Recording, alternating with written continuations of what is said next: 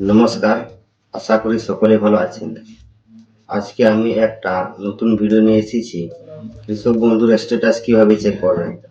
আপনারা সকলেই জানেন আমাদের পশ্চিমবঙ্গ রাজ্য সরকার কৃষকদের জন্য বাৎসরিক 10,000 করে টাকা দেয়, যা 2025-26-এর ডিসেম্বর জানুয়ারি সেশনে টাকা অলরেডি ছেড়ে দিয়েছে।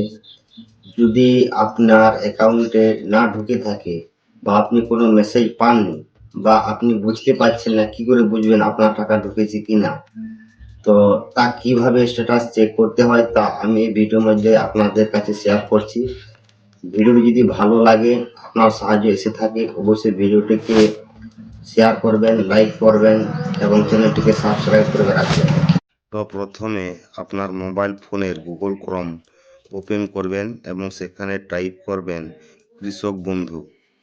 কৃষক বন্ধু টাইপ করার পর দেখবেন প্রথমে যে লিঙ্কটা কৃষক বন্ধু, ওই লিঙ্কটাতে ক্লিক করবেন। তারপর কৃষক বন্ধুর যে হোম পেজ সেটি আপনার সামনে এইভাবে খুলে যাবে। তারপর প্রথম অপশনটাতে ক্লিক করবেন, তারপরে নিচের দিকে একটু স্ক্রল করে দেখবেন নথিভুক্ত কৃষকের তথ্য, এই অপশনটাতে আপনি ক্লিক করবেন। ক্লিক করার পর আপনার কাছে এরকম একটি পেজ খুলে আসবে। সেখানে ক্লিক করে দেখতে পাবেন Aadhaar, voter, bank passbook, mobile number, এই সব অপশন থাকবে।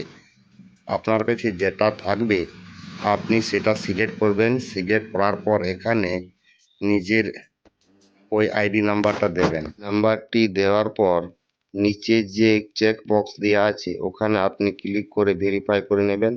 তারপরে সার্চ অপশনে ক্লিক করুন। সার্চ অপশন ক্লিক করার পর আপনি এখানে দেখতে পাবেন অ্যাকনোলেজমেন্ট আইডি, কৃষক বন্ধু আইডি, ভোটার কার্ড, আধার কার্ড, এসব নাম্বার শো করবে। এগুলো দেখার পর সব থেকে শেষে যেটা আছে ট্রানজাকশন স্ট্যাটাস, এই ট্রানজাকশন স্ট্যাটাসে দেখবেন ট্রানজাকশন সাকসেস, এটা কিন্তু ওনার অ্যাকাউন্টে টাকাটা ক্রেডিট হয়ে গেছে। যদি ক্রেডিট না হতো তাহলে এই জায়গাটায় ফাঁকা থাকতো বা কোনো কিছু লেখা থাকতোই না। আশা করি ভিডিওটি দেখে বুঝে গেছেন। যদি না বুঝতে পারেন বা কোনো অসুবিধা হয় আমাকে কমেন্ট করে জানাবেন, আমি অবশ্যই যতটা পারি আপনাদেরকে সহায়তা করব। ভিডিওটি যদি আপনার জন্য হেল্পফুল মনে হয় বা ভালো লাগে থাকে অবশ্যই ভিডিওটি লাইক করবেন এবং শেয়ার করতে বলবেন না। ধন্যবাদ সবাইকে।